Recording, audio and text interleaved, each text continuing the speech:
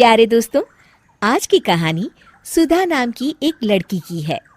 सुधा एक बहुत ही आलसी लड़की थी।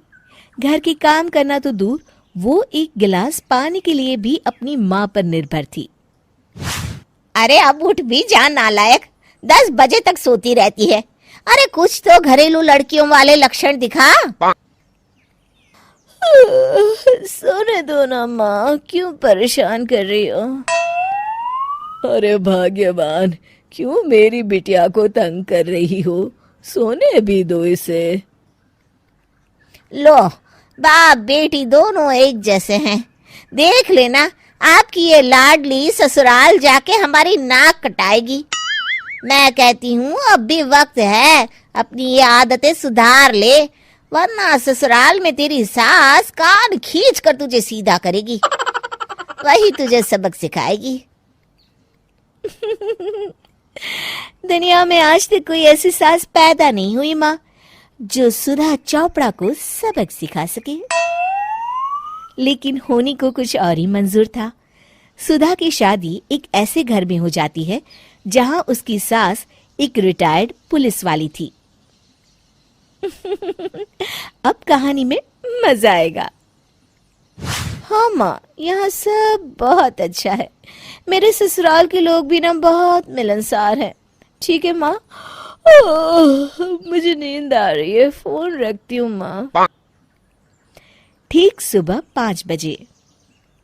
अरे जल्दी उठो भाग्यवान, वरना कयामत आ जाएगी। हैं? अरे क्या हुआ? कौन सी कयामत आ जाएगी? अरे मेरी माँ आ जाएगी। तुम नहीं जानती, इस घर में सिर्फ मेरी माँ का हुक्म चलता है। सबको सुबह 5 बजे बिस्तर छोड़कर हॉल में पहुंचना ही पड़ता है। अरे अब इंसान क्या अपनी नींद भी पूरी नहीं करेगा? यहाँ मजाक चल रहा है क्या? तभी वहां सुधा की सास आ जाती है। अटेंशन! मजाक तो तू समझ रही है बाबू, ये मेरा घर है और यहाँ हर किसी को डिसिप्लिन में रहना होगा। अटेंशन! अरे माँ जी, लेकिन इतनी सुबह कौन उठता है? कौन होता है मतलब? हम सभी उठते हैं, रोज उठते हैं, और अब से तुझे भी उठना पड़ेगा। आखिर मैं पुलिस वाली जो ठहरी। अटेंशन! अरे माँ जी, लेकिन अब तो आप रिटायर हो गई हो ना। तो क्या हुआ? शेर कितना भी बूढ़ा हो जाए, शिकार करना नहीं छोड़ता। उसी तरह हम पुलिस वाले रिटायर होने के बाद भी अपने अनुशासन में ही जीवन जीते हैं। चलो अब बेकार की बहस बंद करो और उठकर हॉल में चलो। अभी आधा घंटा तुम सबकी परेड चलेगी। अटेंशन! अरे मैं कोई परेड नहीं करने वाली। सुधा की सास अपनी बहू का ये बर्ताव देख झल्ला उठती है। गौर से देख, तू कहां और किसके सामने खड़ी है? यहां बात सिर्फ एक बार समझाई जाती है, बस। अटेंशन! इतना कहकर सुधा की सास चली जाती है। अपनी सास का ये रूप देखकर सुधा घबरा जाती है और जल्दी से उठकर बाहर चली जाती है। उस दिन से सुधा की जिंदगी बदल जाती है। हाय, थक गई मैं तो। ये घर है या जेल? कितना काम करना पड़ता है। लाइए दीदी, 2 रोटियां और दीजिए, मुझे बड़ी भूख लगी है। ठहर जा बहू, ये तू क्या कर रही है? मैंने सबके खाने का हिसाब तय कर रखा है। तुम 4 रोटी से ज्यादा नहीं खा सकती और ये मिर्च मसाला भी नहीं चलेगा। मेरी बहुएं एकदम फिट होनी चाहिए। अटेंशन!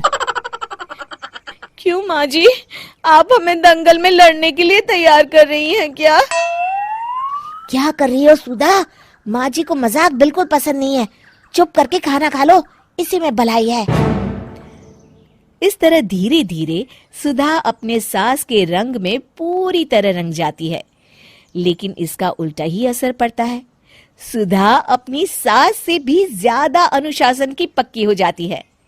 सुधा की सास तो सबको 5 बजे उठाती थी, लेकिन सुधा सबको 4 बजे ही उठा देती थी।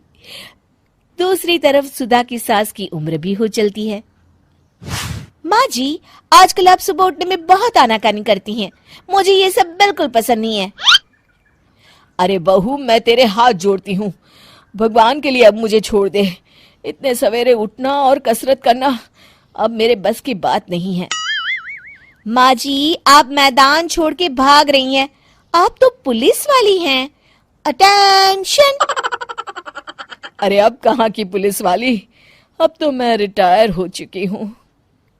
बस बहुत हो गया, अब तुम सब जैसे चाहे वैसे जिंदगी जियो और मुझे भी जीने दो।